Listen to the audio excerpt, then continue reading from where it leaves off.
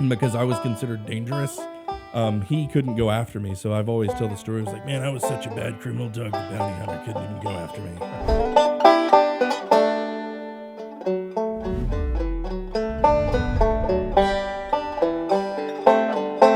Hi there, and welcome to the first episode of This Alabama Life.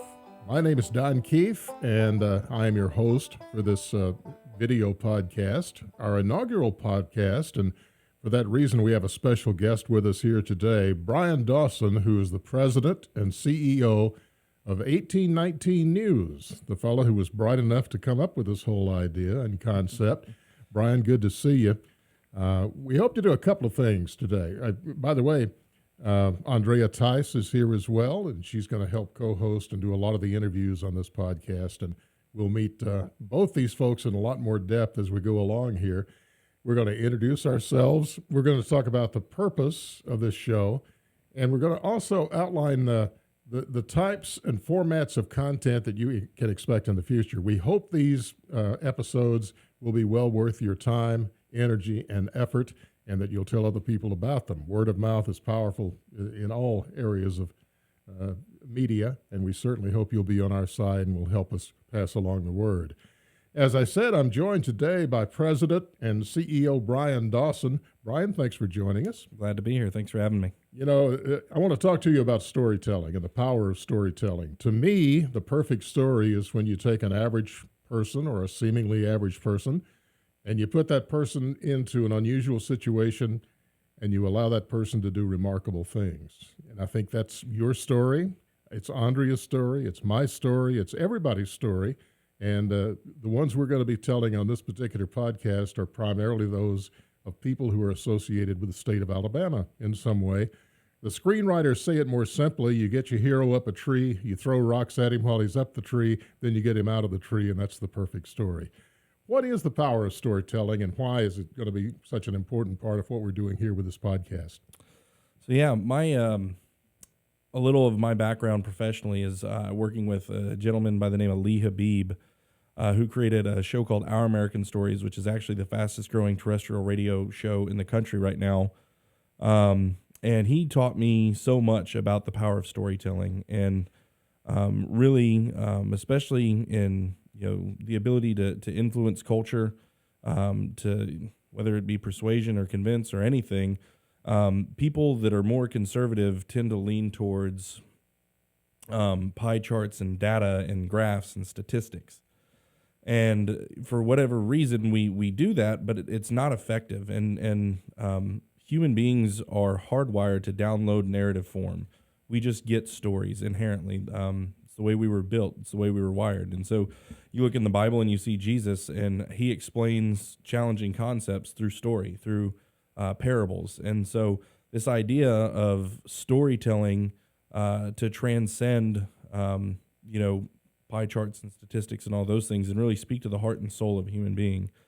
And one of the things that because of that inability of people who are conservative to tell stories, we've lost that mountain, that hill, as it were, because we're not telling our stories. So one of the quotes that Lee taught me, and I love when he says it, and he's written it, and I don't even remember the first time I heard it, but was it really caught me. It's to continue to allow the left to tell the story of America to Americans without competing fiercely in media is not just gross negligence, it's cultural suicide. And so to shorten that up and really bring it home, what that means is if we continue to allow other people to tell our story, we can't expect our culture to survive that. And so really, and that's how we hand our heritage, our traditions, our cultures down is through the power of storytelling. And so Alabama has incredible stories to tell, and no one's been telling them. We've allowed one group to tell our stories, and so we shouldn't be surprised when we see how that's turned out for us. Well, that's one of the questions I have. We have no lack of people telling our story throughout the media, locally and nationally, between the internet, local radio and television, and that sort of thing. But most of those stories turn out negatively. They're not highlighting the good things that are going on in Alabama and the country and the world. Yeah. Right now we have, I guess just to call them out, one big media outlet, the media outlet of record in the state of Alabama is AL.com, the Alabama Media Company. And it seems like all of their content is basically just trashing Alabamians for what they believe. It's a constant, steady stream of, no good, dirty rednecks, you bitter clingers, bitterly clinging to your Bibles and your guns, and how dare you vote for Donald Trump and all this kind of stuff. And, there was a column that to me really just epitomized that whole thing. Was a column they came out with that talked about, that said that Alabama is the fourth unhappiest state. And so first of all, like, obviously your source for that was probably some silly source.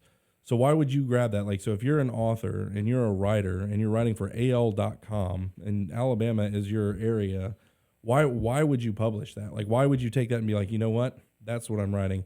Hey, the states you guys live in, you're actually the fourth unhappiest state in the country. Did you guys know that? Of course you did, because you're unhappy just like I'm unhappy. And so they hate the state they live in, and they want you to hate it too. And so that's why the content is geared that way. And so we also think that it's imperative that we have a local focus. And one of the things when I started this whole platform, 1819 News, that started that was between November 3rd and January 6th. I have historically worked in national news, national media, national fundraising. Everything was national, trying to influence national politics and public policy. And I really just, through that course of November 3rd to January 6th, became so disgusted and frustrated because there's nothing we can do about what's going on in D.C. At the same time, my pastor was preaching on localism and, fathers getting their houses in order and then homes being involved in the community, and those communities and cities thriving. And when cities thrive, then counties, and counties, then the state. And so starting at that local level, and we think that that's one angle we really want to go to, is it's not just the stories of Birmingham, though we're going to tell a ton of those. It's not just the stories of Mobile. We're going to go to small towns. We're going to go to localities, and we're going to hear those type of stories from those type of people. And so, Andrea, you've already been doing that. So we'd love for you to tell us a little about, what it's been like so far with some of the interviews that you've done and what your thoughts are. Well, thanks, Brian. Before I came to 1819 News, I was doing news at another company, and I was behind the desk a lot. And certainly through reading the stories and writing different ones, I learned about Alabama as well as my interactions in locally here in Birmingham. But what I appreciate about what I'm doing now is I'm getting out from behind the desk, and I'm going out on the ground, and I'm going to these different places and just talking to people right in their arena, in their realm, in their sphere. And you get the unfiltered version of what's going on in their life when you just talk to them right where they're at. And the thing that struck me the most so far, I've done probably 4 or 5 interviews, and I'm just always impressed with how productive people are. They are busy. They're doing their lives. They're doing what's right for taking care of their families, taking care of their being involved in their communities, their churches. They're on the ground doing what it takes. And if that were multiplied over and over and over again, which it's already being done in Alabama, but I hopefully would love to see it multiplied beyond, to all the other states for this element of Alabama life to catch on. People are very productive in their own expertise and where they have focused their lives, and it's all with the goal of helping others. And so, it's a wide range from people who are training dogs to people who are sending well drilling teams over to Africa. And it's just always very impressive to me what people are doing, and they've got their heads. What is it? Their heads to the grindstone? Is that the right phrase? I think it's their nose. The nose to the grindstone. They're so to the grindstone that their nose is gone, and now it's their heads. Yeah, there you go. We're that far ahead of everybody. They're hunkered down. They're doing what's right, and they're not letting. I'm not saying in any way that they're ignorant of what's going on in the national realm, but they're not letting it derail them. Amen. And that's what I really appreciate seeing as well. Well, I think that comes out in the format of most of the news that we see. I'm going to go to television news because that comes to mind. If you look at the typical format, if it bleeds, it leads, just like it does in the newspaper. Right. And the first 28 minutes of the national news and most of the local news is going to be who shot who and how we're all going down the tubes and the world is coming to an end and global warming is going to kill us all by the end of the next week and that sort of thing. That's right. Our format is going to be a little different from that. Brian, what will be the format? Now that I'm the host, I'd kind of like to know what the format is. Yeah, Can you tell me? I just wanted to get you in here, and I'm going to spring this whole thing on you. Uh-oh. So it has evolved a little bit, and so we initially had thought, okay, we're going to do an audio storytelling podcast, very similar to This American Life or Our American Stories, but focused on Alabama and do it a little bit different. And so if you listen to This American Life, there's a lot of narration. They tell stories. They obviously have their slant, but it's really entertaining and it's really good. And then Our American Stories is more allowing the person in the interview to tell their story with very, very limited narration. And so my thought was, we'll do something like that. That's a little bit of a hybrid. We'll do it in our style, but it'll be an audio storytelling podcast, and that'll be great. And as we really began to look at the way media was trending and how people wanted to get their content. And throughout the whole thing, I've been talking to people about the importance of repurposing and being multimedia. We thought, well, what if we did that, but what if we had video? And so we're really excited to, not only, show our mugs in here in the studio, but also sending a camera. Some of us more than others. Some of us more than others, right? Andrea can hang. Me and Don, we were made for radio. Yes. So, but we're gonna have a camera crew that follows Andrea out to the field, and we're gonna have video footage of these people doing the interview, and it'll be very similar to like an ESPN 30 for 30 style documentaries that we're doing, and we're gonna be figuring this out as we go, and you guys are gonna be along with us for the journey, and it's gonna be really, really cool. And so we couldn't be more excited to bring that video element to people. But the beauty is it will be done in such a way that you can still listen to it as audio, right? If you're in your car. So I highly recommend using audio when you're driving. So don't do the video when you're driving. So Or texting. Yes, yeah. Go ahead and do that, but just don't watch the video because we don't want to be responsible. There you go. Dawson safety tip number 1. That's right. Let's rack them up. Yeah, I've got a long list of safety tips. I've actually gotten a lot safer since I started having children. So not quite to the point where I wear a helmet everywhere, but I'm getting close. So the shows will range in length from 30 minutes to an hour. We'll be delivering the audio versions through iTunes, Spotify, or the other usual suspects where you can get your podcasts. The video version will be on our website, and then it'll also be on YouTube.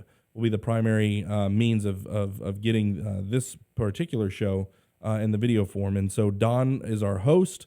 As I've talked a little bit about in the digital content preview video we shot, I think Don is great. I've known Don for a while now and really appreciate his storytelling ability, his writing, his personality. And as I said, and hopefully he doesn't get offended by this, but it's like listening to him tell stories is very similar to, sitting down with your grandfather on the front porch, hearing someone tell stories. And we're really excited to have him here doing that for us. As a grandfather, I'll not be offended by that at all. Well, good. Well, and storytelling is what I'm all about. And people say everybody has at least one book in them. Everybody, in my opinion, has at least one story, and probably a lot more. Everybody listening to this has a story. We're going to try to get to all of you somewhere along the way. But I'm actually sitting here with two people who have very interesting stories themselves. Brian, yours is almost unbelievable, but it's true. It is. Tell us about it.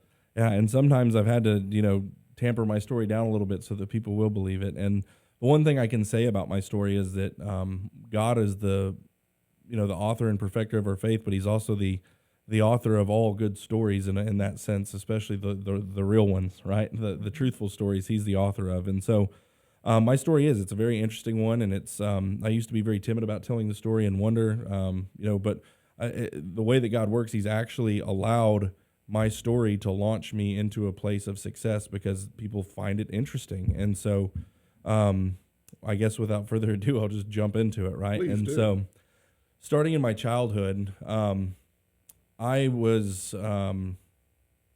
always the kid that got put in the friend zone. So to kind of frame up what my personality was like. And so, all the way back, I can remember back in eighth grade graduation, inviting this girl to the 8th grade graduation dance. We went together afterwards. I told her how much, how beautiful she was and how I felt about her, and, professed my undying love to her. And I always say she gave me the Heisman, right? She put me in the friend zone. And that was kind of where I stayed, not only with her, but every other girl, friend that was a female throughout middle school and high school. And that had a lot to do with just an overall lack of self-confidence and self-worth that comes from having grown up in a really broken home. And so when I was 2 years old, my parents got divorced. I think, and I'll hear from them as they listen to this and tell me that's not true, but I think that the only reason that they got married was because my mom got pregnant with me, and they got married, and that lasted all of about 2 years, and then they got divorced. And as courts usually do, they put me with my mom. In retrospect, I think we would all agree that that probably wasn't the best place to put me, but that's where they did. And my mom at that time in her life was not healthy. She had been through a lot of traumas as a child and even as a teenager, and then had just been through a lot and was not a whole healthy person. And so the environment I grew up in was not one where I was getting those nutrients. And so if you think about children and their upbringing, I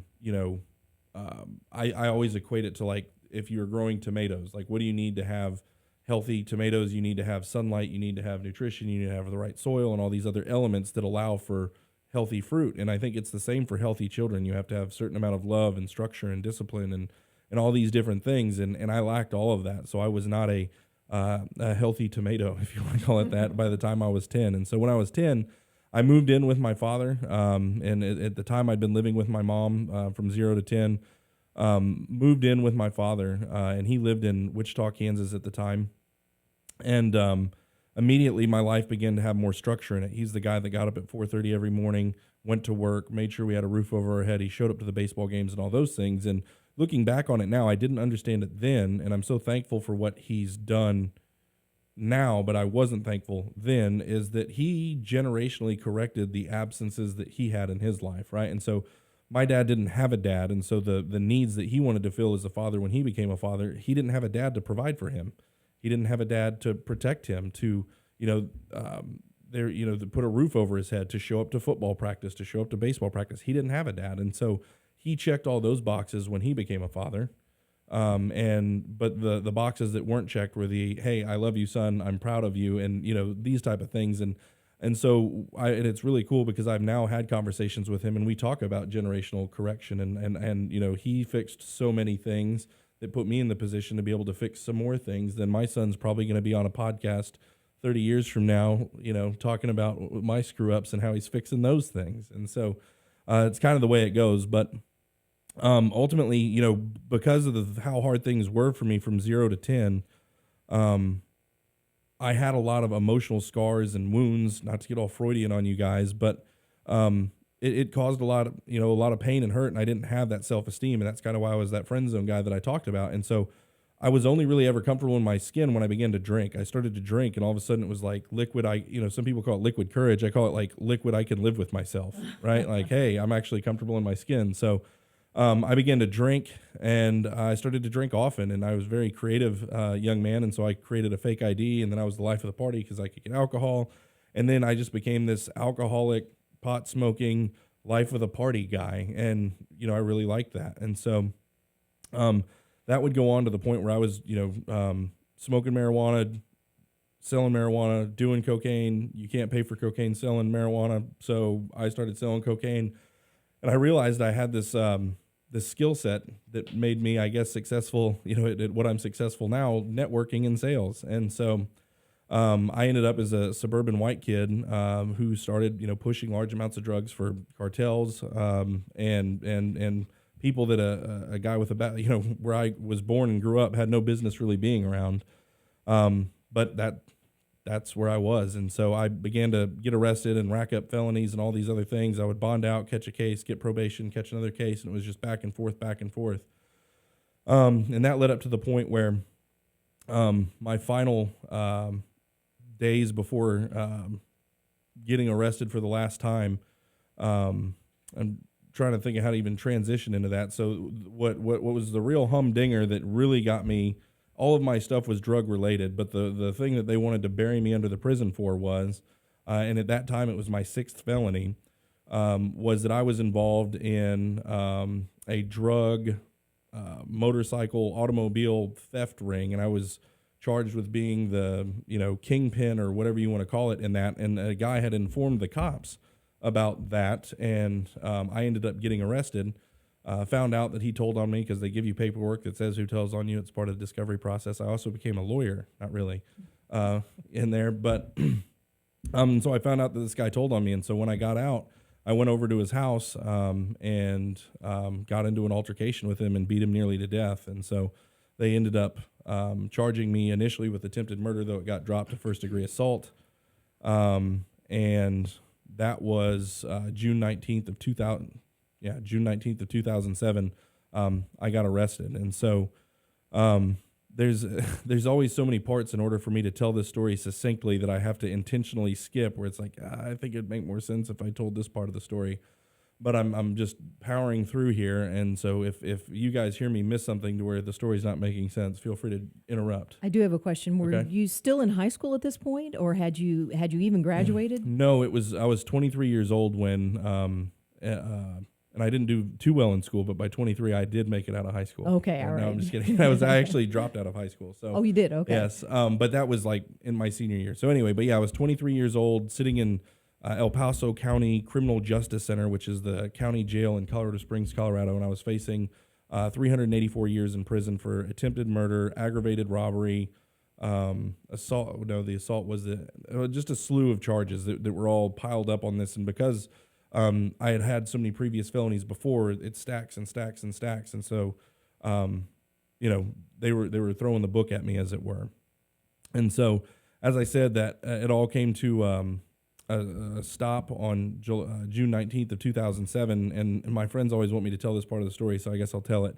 So I was in Colorado Springs, Colorado, on the run. I had been on the run for about 6 weeks at this time. I had eluded the cops. They'd closed in on me, and I would always get away. And by this point, they were actually setting up perimeters all over the areas in Colorado Springs where I was known to hang out. And so they had literally barricade perimeters with cop cars, and they were showing pictures of people, showing people my picture, and they'd have guns photoshopped into it, he's dangerous, and maybe there was a time when I was dangerous, but it wasn't at that time. I was armed with a meth pipe, and that was about it. So, but it was funny, that it had gotten that serious, and I ended up being one of the most wanted criminals in Colorado Springs at the time. And I don't know how true this was, but I was told by one of the arresting officers that they were doing a 72-hour, 72 fugitive sweep in Colorado Springs. If you know anything about Dog the Bounty Hunter, his TV show is based in Colorado Springs, and so he spends about 60 or 70% of his time in Colorado Springs. He does some stuff in Hawaii, and he does stuff in Grand Junction, but primarily he's Colorado Springs. And so, and because of his background, he's not allowed to own firearms, and so he has paintball guns, and the paintballs have pepper spray in them, and so he has to pick and choose the criminals that he can actually go after. And because I was considered dangerous, he couldn't go after me. So I've always tell the story. I was like, man, I was such a bad criminal. Doug the Bounty Hunter couldn't even go after me. Right? It's got a good ring to it. But again, He has it on his business card, yes, by the way. yeah, it's right there. No.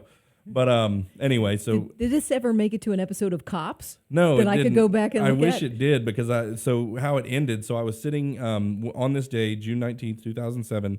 I'm on the third story in an apartment, which is where my hideout was while I was on the run. Someone turned me in. The cops showed up. I knew they were coming, and as I always frame it up, I was cooking bratwurst in this, kind of a shanty of an apartment, watching the Chappelle show. This was my last day out. I remember it like it was yesterday. Cooking bratwurst, watching the Chappelle show, and I looked out the window and I saw the front edge of a cop car with the little flashlight things that they have on their mirrors. And I knew at that time it was up. And a few seconds later, I started hearing pounding on not my door, but a door that was actually down the hall a little bit. And Okay. it was, Colorado Springs Police Department, open up. And they kicked that door in. And so I knew I had a few seconds, right? And so I tied a rope to the bottom of this recliner previously, because this was my planned getaway, because this was my hideout, right? And so I took a nylon rappelling rope and I tied it to the bottom of this old 70s retro recliner, and every 18 inches I tied a double knot, so it would be like a climbing rope, and I'm up on the third story. And so the idea was that this window was wide, or this chair, this retro recliner was wider than the window was, right? And so I'm going to jump out the window and this thing's going to hold me. And so as they're coming and kicking indoors, I kick the screen out of the window. I throw my backpack out the window. I wrap the rope around my hand, and I just jump out of the window. Oh my goodness. And so I'm hanging. Yeah, I'm hanging from this thing. Well, apparently there was a surveillance van that was back there, and they saw me throw the backpack out, and they saw me jump out. And then I looked on the other side of the apartment building on either side, and 50 or 60 cops come swarming out with pistols drawn. There's no tasers to be seen. Get on the ground, get on the ground. And I'm thinking to myself, I'm like, well, where else am I going to go? You know what I mean? And I had eluded them to their, in their defense. I had gotten away quite a few times. So that was it. That was the end. And so I unwrapped the rope from my hand and I let go and I dropped 3 stories and landed. And the cop put his knee in my back and there's 2 German Shepherd or police dogs barking in my face and put the cuffs on me and put me in the back of the cop car. And that was the end of my terror reign on Colorado Springs. And so I ended up going to county jail, getting in more trouble in county jail because I now know that I'm going to have to face my consequences. I'm not going to bond out anymore. My bail's too high. And so I'm going to have to be this tough dude because I'm fixing to go to prison for the rest of my life. And so I'm in there, I'm getting in fights while I'm in jail. Well, I got in enough fights to where they finally threw me in the hole, which is administrative segregation, which means you're in jail. And so in jail, administrative segregation looks like being in a 8.5, about 8 foot by 12 foot concrete cell by yourself for 23 hours a day. You get 1 hour out. You go make a phone call. You take a shower. You go back into your cell. And I was in there for 4 or 5 months. Oh. And somewhere around the 3 or 4 month mark, I had this epiphany, and it was this very eye-opening moment for me. It was very transitional, and with the exception of looking back on my life and seeing when God actually saved me, this was the other most pivotal moment. And I'm sitting in county jail, and I'm pacing in administrative segregation. There's not a lot to do, so pacing was really the option. You could just walk back and forth in your prison cell. And I had this epiphany, this aha moment. And it seems really simple. And every time I tell people this story, it's so simple that they're like, but it was my fault. It was my fault. And so up to that point, it was my mom's fault. It was my dad's fault. It was the cop's fault. It was my grandma's fault. It was my grandpa's fault. It was the judge's fault. It was the DA's fault. It was the system's fault. I was a victim. Why couldn't everybody else see this? But for whatever reason, my eyes were open to the fact that this is my fault. What in the world? And it was kind of funny. And again, like if they had a camera in that room at that time, and so I've been pacing for hours, right? And my hair's all disheveled, and I'm like, it's my fault. It's my fault. But that's what happened. And so from that moment on, I realized that I made bad choices that created bad circumstances. If I make good choices, I could create good circumstances. And it was the most liberating thing that happened to me. But at that point, how much time were you facing? That was when I was facing hundreds of years in prison, right? And how in the world can you have that positive outlook, potential positive outlook at that point? I don't know.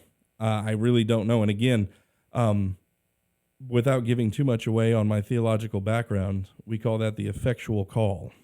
So I wasn't saved yet, but God was sure working on me. And so I that's the only thing I can accredit it to is this eye-opening, mind-changing perception shift that had happened. And once you see it, it's like the Matrix type of a thing. You can't unsee it. Mm-hmm. And now I see that I'm responsible for creating my circumstances. I'm responsible for how I feel. I'm responsible for what I do. And having that ability to take responsibility for things means that I'm actually in charge of my own destiny. And so it wasn't easy, but I began to make better decisions. And you have all these crazy thought patterns from the culture that you live in at that time. It's a criminal, convict culture of, if someone does this, you have to do that. If someone says this, you have to, do that. And so I had to break away from that way of thinking and begin to make decisions based off of where I wanted to go in life.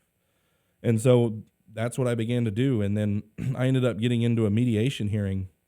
Again, by the grace of God, I ended up getting into a mediation hearing, which is basically like a horse trading situation with the district attorney. So you go in there and they're like, and so they actually came back to me before I got into this mediation.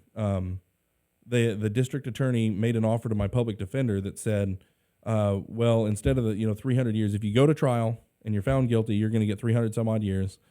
But if you plead guilty, we'll give you 32 years. And when you're 23, you're like, what's the difference? Right. What's the difference? Right. And so I was broken, and I called my grandma, and it was just kind of a Hail Mary, and I was just in tears, and I told my grandma, and she had noticed the change in me because my family had cut me off, and I deserved to be cut off, right? I'd burned every bridge. I had no trust with my family, but my grandma was actually the first one to really notice that there was a significant change in my thinking and behavior, and she could just sense it. As she'd been there my whole life. She knew something was different about me, and she said, "Look, Bryan, I can tell something's changed in you.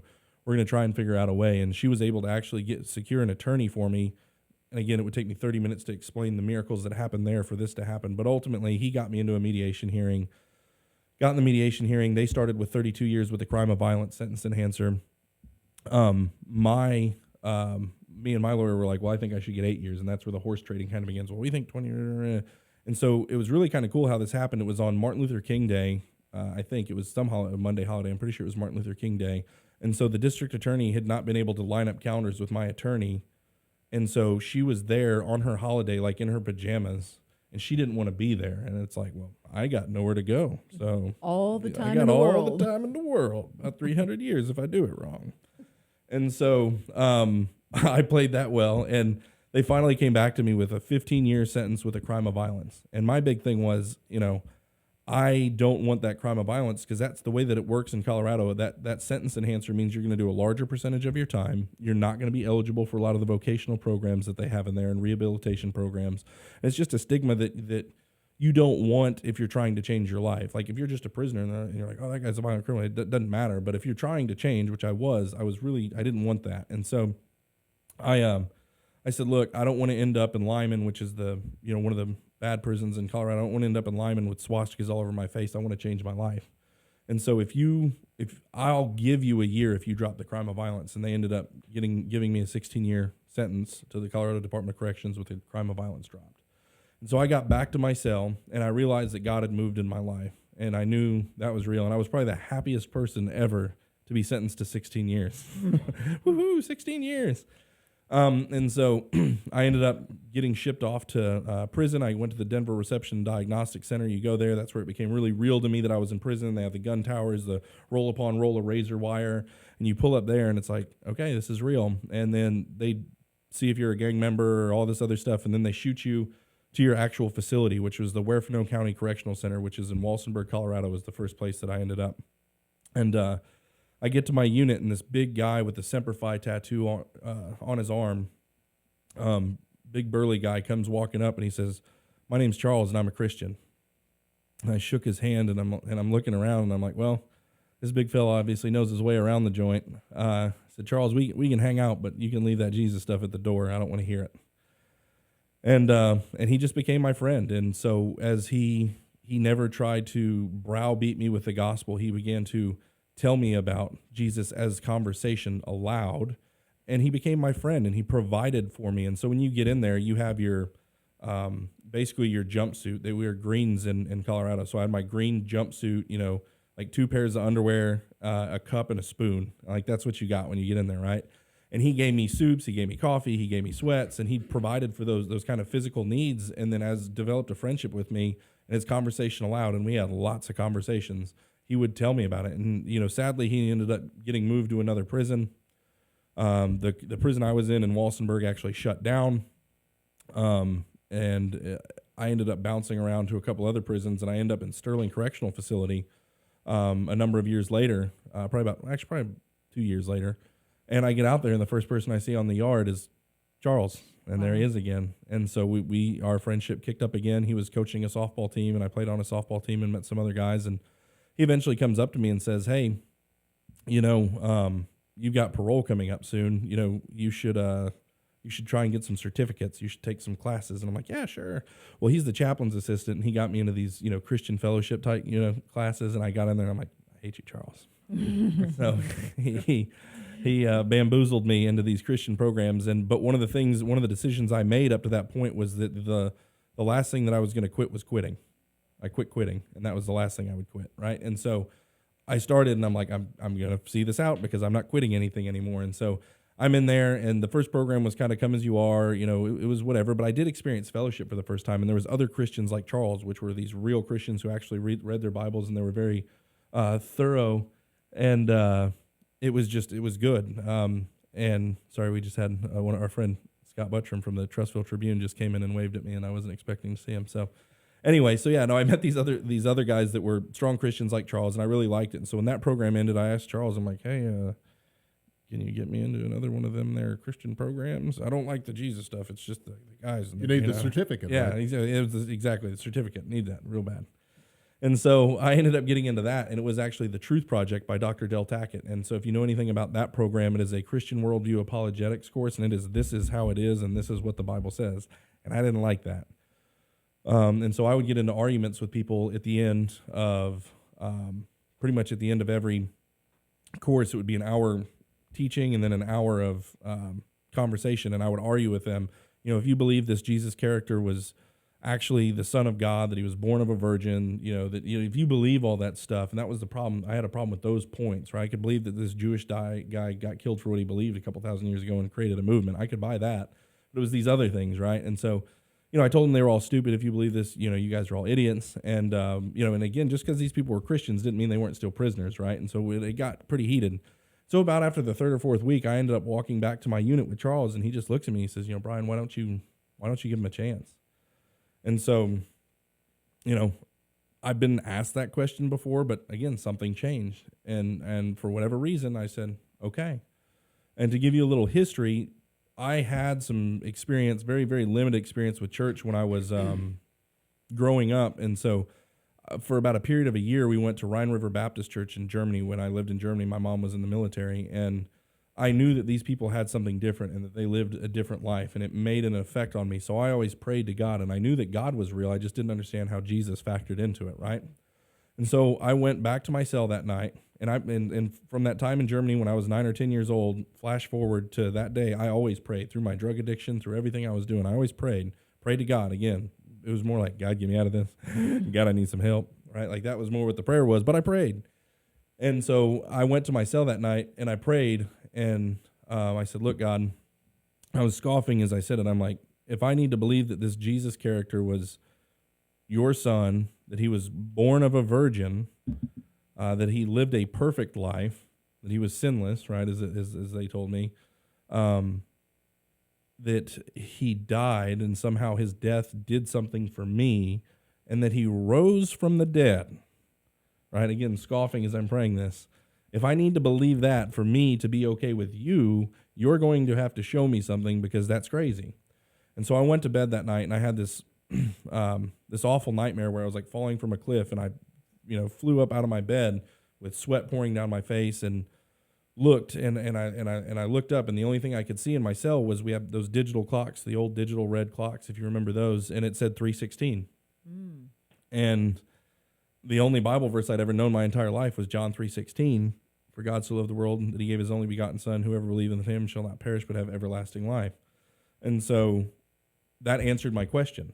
I asked the question, and that was the answer. But of course, like, any person in that situation, I tried to go back to sleep and pretend like it wasn't, and it seemed like it was 3:16 for like the next 30 minutes. And so it was 3:16 on a Sunday morning, no less, 3:16 a.m. on a Sunday morning. And so I'm like, all right, I'll go to church, God. And so I got up, and I ended up going to church. And I walked out there, and I had this idea in my head about Christians being weak. I don't know, it was this idea that I had about Christians. And I had my friend that I played softball with, it was on Charles's team, a guy by the name of Ramon, and he was a really big black guy, and he used to be part of the blood gang, and he was a bad dude, and God saved him, and so there was nothing soft about that guy. And so I waited outside of his unit for him, and when he came out, and he's like, man, what are you doing? I'm like, and he already knew, something was going on, and so we went to church together, and they call it Christian services in there, and so we went to Christian services together. And we sat in the very back, as far off to the left as you could possibly get, the last two seats at the very, very back. And Chaplain Davis gave the message, and he I don't remember a word that he preached, but at the end he said, I'm doing an invitation. And I looked at Ramon, and I said, what's an invitation? And he didn't go, oh, that's where you invite Jesus into your heart. He actually said, if you've got something hindering your relationship with God, you can go down there and pray with that man about it. And he stepped aside because he knew God was already working on me. That's a great answer. Yeah. I mean, Great amazing, answer. right? And so I end up going down to the front, Chaplain Davis, and again, just to kind of tee him up what he's like, he is a total prison chaplain. Like, he's an old farmer. He's got, calloused hands. He's a man's man. And, like, he doesn't do hugs, and I just love him to death. And so he grabs my hand and says, all right, Mr. Dawson, how can I pray for you? I said, well, I'm not up here making any decisions, but I need you to pray that God would soften my heart so the truth can come in, because I'm angry and I know that something's going on, and I just need him to soften my heart so the truth can come in. And he prayed that, and when we got done praying, I looked up in his face, and tears were just pouring down his face. And again, this is a hard man in front of a bunch of inmates, and he's just tears running down his face, just pouring down his face. And I'm like, something has happened here. And I could sense that there's just something real going on. And that was it. And so I left there, and Charles is like, you need a Bible. So Charles gave me a Bible, and he said, start reading the story of Joseph. And so I started reading in Genesis, wherever the story of Joseph is. I should probably know, but I don't. It's in Genesis, I think. And I started reading, and I never stopped. And I just kept reading. And so that went on for about 9 months. And one of the cool things, I'll try and do this quickly, but Charles had been denied parole, and he was like an upstanding inmate, right? And there's no reason he should have been denied. And he got denied twice. And he was just like, every time he's like, why God, why God? And he actually got to watch God save me. And I don't know how much evangelism either you guys do, but typically you don't get to see it. Usually you get to plant the seed, right, and then someone else gets to harvest it. And even talks about that in the Bible. But and he connected that afterwards. Yeah. Oh yeah. And he knew, like, as soon as it happened, he goes, this is why God had me here. And guess what? Like a month later he got sent home. Wow. Yep. Wow. So he was the chaplain's assistant. When he left, I actually filled the role of the chaplain's assistant. I became the chaplain's assistant, and I think about 9 months had gone by, and all my friends had pen pals that they were writing, and I'm like, man, I wish I had a pen pal. And so I got on the phone with my mom, who was running a Facebook page for me. My mom was a trooper too through the whole prison thing, man. She was there for me, she was always there. She came to visit. I mean, she was steady trooper. So I called my mom, and she's running a Facebook page for me. I'm not sure how legal that is, but that happened, or may or may not have happened. And so I had her, sending friend requests from these girls that I knew. And it's, hey, do you want to write Bryan? He's in prison. And for this weird reason, no one responded. Can you guys believe that? Imagine that. No terrible. Lineup. No Terrible. lineup. Wow. Yeah. So with all that rejection, I abandoned my post on going that route. And I said, look, God, if you want me to have a pen pal, you're going to have to do it. So I let go. 2 or 3 weeks goes by. I just called my mom just to call my mom. And she said, hey, do you know a girl named Christina Ewan? I said, yeah. I mean, that was the girl I was head over heels in love with that I went to 8th grade graduation dance that put me in the friend zone for the first time. But yeah, I know her. Why? She says, well, she wants to write you. I'm like, well, she knows I'm in prison, right? Said, yeah, she knows you're in prison. I'm like, okay, well, wow. And so I ended up writing her, and I wrote her a letter. And the first letter that I wrote her, was basically saying, look, I belong here. I didn't get drunk and run someone's dog over. I did this, right? And I actually deserve to be in here longer than I am.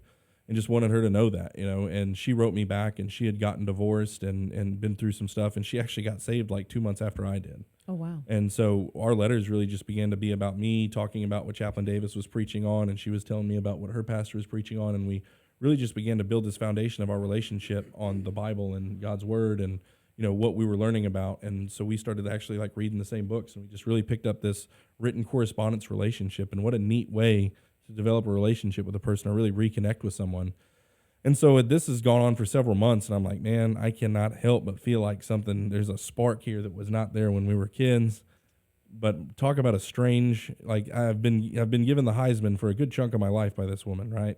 And I'm in prison, so it's not like my stock is high, And so I built up the courage to, write her a letter and say, look, I can't help but feel like something is happening here between us.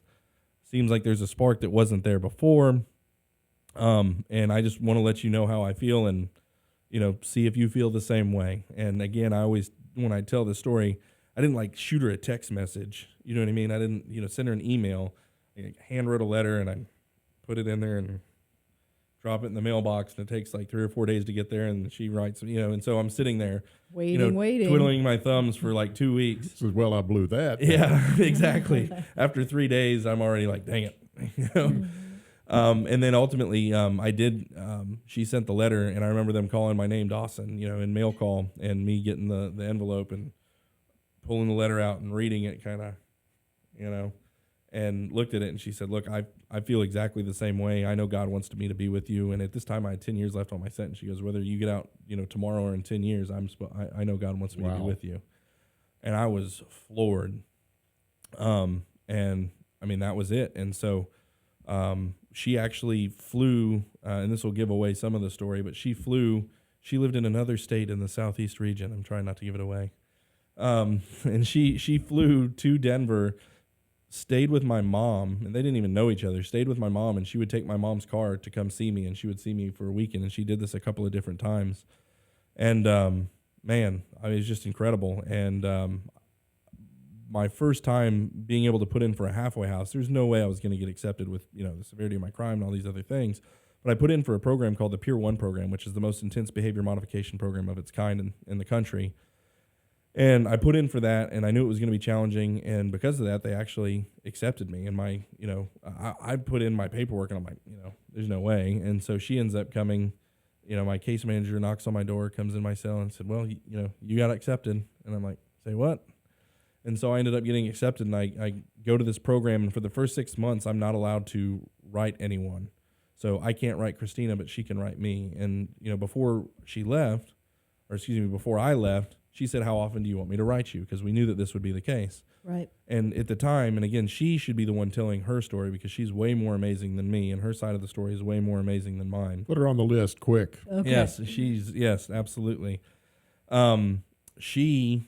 At the time, so she was a single mother who was working full-time at Baptist East, going to school at Troy, a full-time student, and her mother was dying of cancer in Brunswick, Georgia, or in the Brunswick area in Georgia. And so she would work and go to school Monday through Friday. She would pick up her son. She had a son from the previous marriage, and she would pick up her son on Friday. They would drive to Brunswick, Georgia, which was 6 hours. She would take care of her dying mother, and she would get in the car, and she would drive back, and she would do it all over again. Unbelievable. And she wrote me a letter once a week for 26 weeks while she was doing that.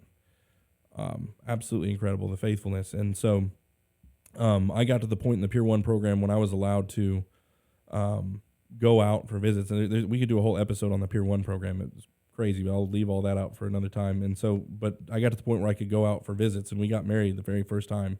She came up there, we got married, and we eloped, I guess you would say, and finished the program, graduated with honors, and transferred my parole down to Alabama and finished out my term of parole in Alabama. And that was in like 2015. I finished my parole. So that is not the end of that story, nor the whole thing. And so, but that's the gist of it, I guess. And one of the cool things that I always forget to tell when I tell the story is my mom got saved. I don't know. I guess it's been 3 or 4 years ago now, and she actually lives with us. It sounds like my mom lives in my basement. It's not like that. It's a really nice like apartment basement thing, and she loves it.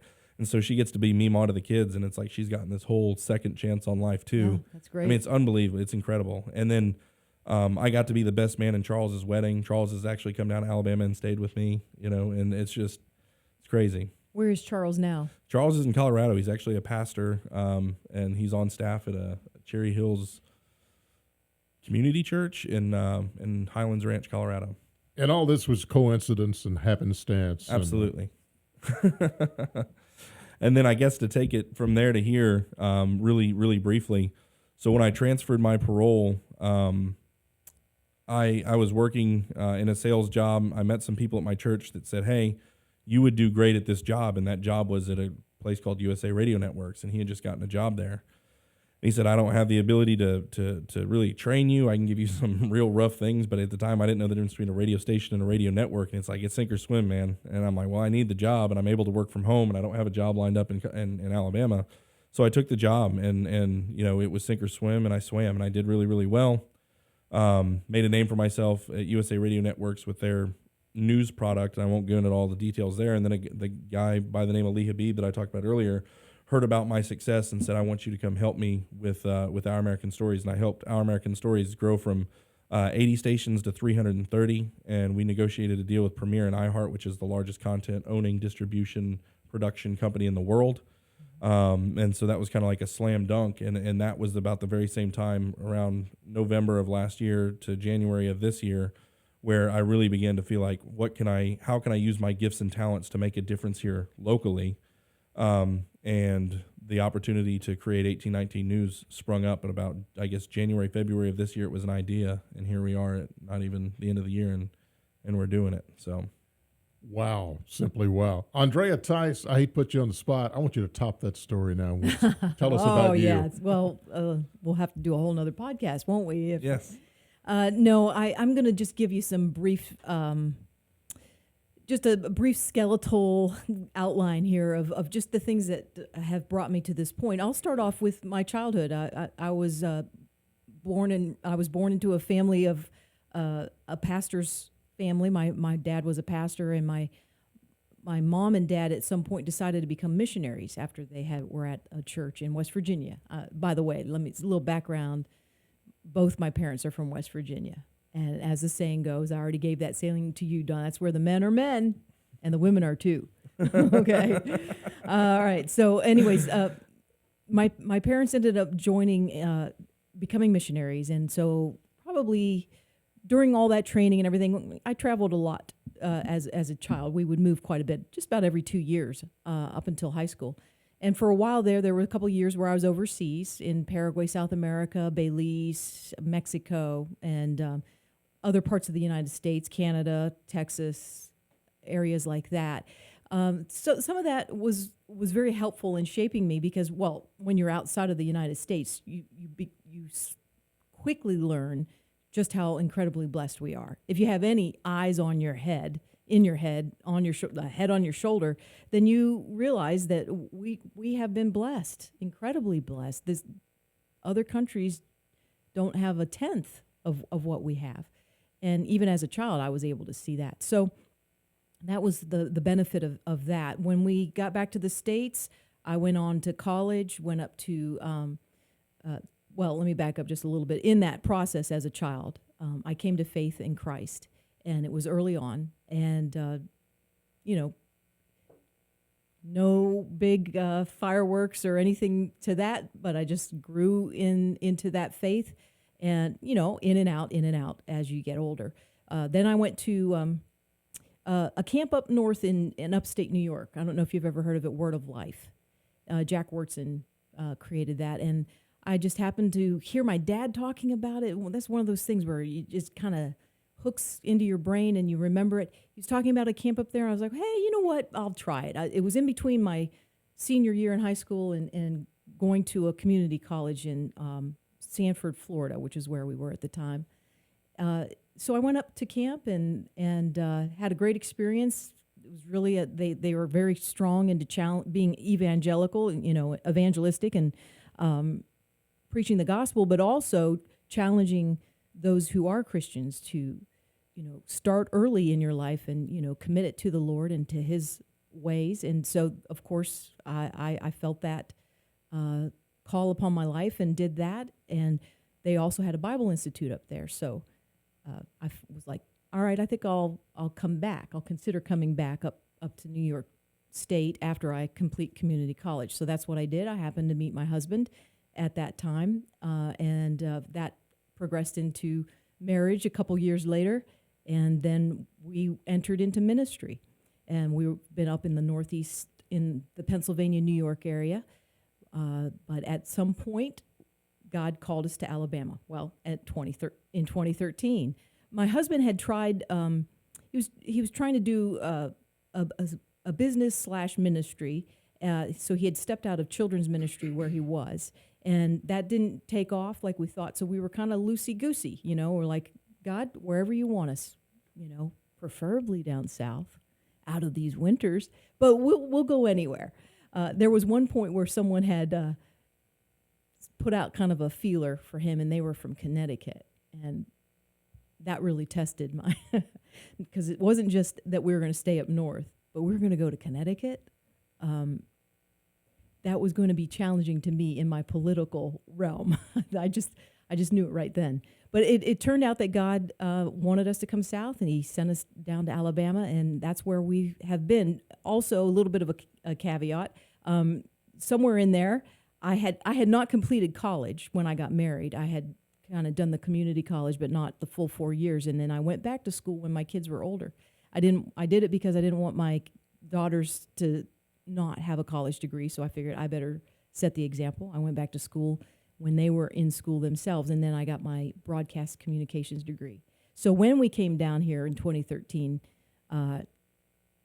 God just opened up doors for me to start on the radio and to start doing news, and that's what I've been doing ever since. So now here I am on 1819 News, and I'm excited to be here. Awesome. My story is not nearly as compelling as either one of yours, although it starts in 1600 in Loch Lomond, Scotland, when Cornelius Keith was given a castle and 10,000 acres because he was on the right side of the king, and then here comes King Charles, and they don't get along, so he has it all taken away. He ends up coming to the New World and moved to Virginia and then down to South Carolina. His son actually settled in Pumpkintown, South Carolina. He talked with a Cherokee chief there and said, "Tell you what, I'll trade you 2 ponies for 10,000 acres of land." And the Cherokee chief said, "Absolutely, done deal." And both sides thought they got a good deal out of that. He lived there for quite a few years. Then my ancestors moved down to Alabama because they were giving away land in Alabama in those days. You'd come down and get you 40 acres or 80 acres or 160. So no need for ponies. No need for ponies at all. So that was a good deal. My dad was the first television repairman in his entire part of the state out in St. Clair County. And that meant we had a TV in our house before anybody else in town, so people would come from all over the place to watch our television. But that got me interested in media. And for some reason, all along, I kind of wanted to do something with radio or television. I would take a Morton salt box and cut the bottom out of it and use the little pull-up spout as the focus. And that was my movie camera and my TV camera. Or I would put it on the end of a broomstick, and that was the microphone. And since Dad was always working on record players and all that sort of thing, I would take 2 old record players and I would be a disc jockey. And always kind of dreamed of doing that. I didn't think I could make a living at it, so I went to the University of Alabama with the intent of becoming a lawyer or a teacher or something else, and ended up in broadcast and film communication because I was working my way through college and television and radio. I worked eventually in Birmingham for WVOK, the Mighty 690, which people around these parts will remember if you're over 50 years old. I put their FM on the air in 1976, K99, 99.5 FM. I did Top 40 radio. I did hippie radio. I got to go to Nashville and did country radio in Nashville on Music Row for quite a few years. I was a broadcast journalist, and all along the way, I wanted to continue to tell stories, and that's where that Scottish background, Loch Lomond, Scotland, that area, where that comes in, because the Scottish have a tradition of being storytellers. You go to Edinburgh, and you can feel it with Robert Burns and all those guys. It's a very literary area, and that the power of storytelling, being able to tell positive, uplifting stories that affect people emotionally.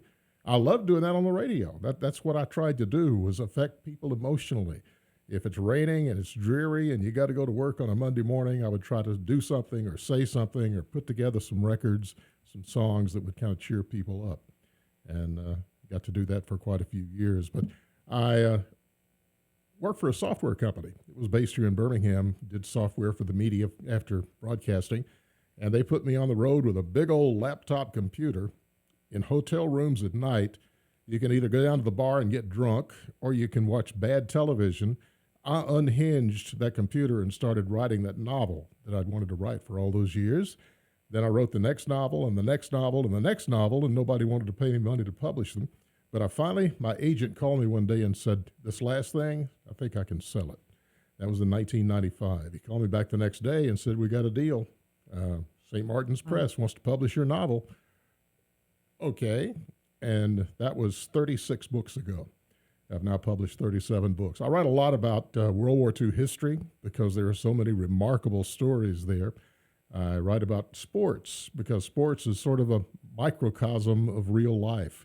People who work hard, do the right thing, and succeed do well. Those who don't, those careers often are cut short. But I've done several biographies, a couple of people locally here in Birmingham, a very renowned artist named Steve Skipper, an early disc jockey named Shelley the Playboy, Shelley Stewart, who had a big part in the civil rights movement here in Birmingham and became one of the most successful businessmen in the world, even though he couldn't let people know he was the president of the company because he was black. But throughout the years, he eventually got up front, obviously, and did some remarkable things. Anyway, those are the kind of stories I like to tell. I'm just curious, when you did your very first novel, when you were writing it on the computer, what was it about? What was the genre? It was Southern Gothic. And by the way, that novel has never been published. It was Southern Gothic? Southern Gothic. It was built around the Op Snake Rodeo and a little murder mystery that goes along with that. I still think it may have some possibilities someday. You may need to revisit it. Yeah, I got it. Well, the third novel I wrote became the second that was published. Okay. And I just didn't have sense enough to give up when I kept getting those rejections. But I've had the pleasure of working in movies some. One of my submarine thrillers I write a lot about. In fact, a former nuclear submarine captain and I have written. We're working on our 8th book in the Hunter-Killer series, which are techno-thriller submarine novels. One of those became a major motion picture called Hunter-Killer with Gerard Butler and Gary Oldman. Actually had 3 Academy Award winners in that movie. And I've done a documentary on Steve Skipper as well, which Colors of Character was in theaters last year when no human beings were in theaters, unfortunately. Mm-hmm. But we're still going to get that back out there and get it in front of people because you talk about a powerful message. Steve's story is extremely powerful, as hopefully we'll find out here on this program, this podcast, before too much longer. Yeah. Anything else you'd like to say today? Yeah, my wife wouldn't forgive me if I didn't tell you guys that we have 6 beautiful children now. And when I've seen yes. your youngest, and Yes. she's a cherub. Yes. She's So- adorable. how I forgot to mention that, I don't know. I remembered to say the part about my mom and Charles, and then forgot. Well, I had a question I meant to ask, too. Okay. Why 1819 News, for those who didn't have civics in Alabama? Yeah, so 1819 News was the year that Alabama became the 22nd state, and so it's really important for us to go back and to look back to learn from. And so there's hard things that we did wrong, bad things that we did, that we can learn from, but there's also heroism and courage that we can emulate. And so we know in America, and we know in the South, and we know in Alabama that we're not descended from fearful men. There's no way you can settle country this, crazy with the wildlife and the trees and all these other things. You can't settle terrain like this if you're fearful and soft. And so we're not descended from fearful men. And so we want to, as we always say, be standing on the shoulders of giants as we push into the future. Yeah, I remember my grandfather, we called him a dirt farmer, but he actually raised more rocks and weeds than he did anything else. It was a tough life, but they stood in there and made the state what it is today. That's right. It's a good reminder. Very good reminder. Absolutely. Well, we've come to the end of this first podcast. We appreciate very much you listening or watching, whichever the case may be. And we really do look forward to sharing more stories of people from Alabama with this Alabama Life. You can subscribe on iTunes, Spotify, or wherever you get your podcasts. And you can also subscribe on YouTube to actually watch, if you love these beautiful faces you're seeing, to actually watch the video version of the program. And you can follow along on the website for 1819. It's 1819news.com. Very simple. And be sure to sign up today for a daily newsletter that you can stay up to date on some of the most important news from across the state of Alabama and around the country. Thanks for watching this Alabama Life.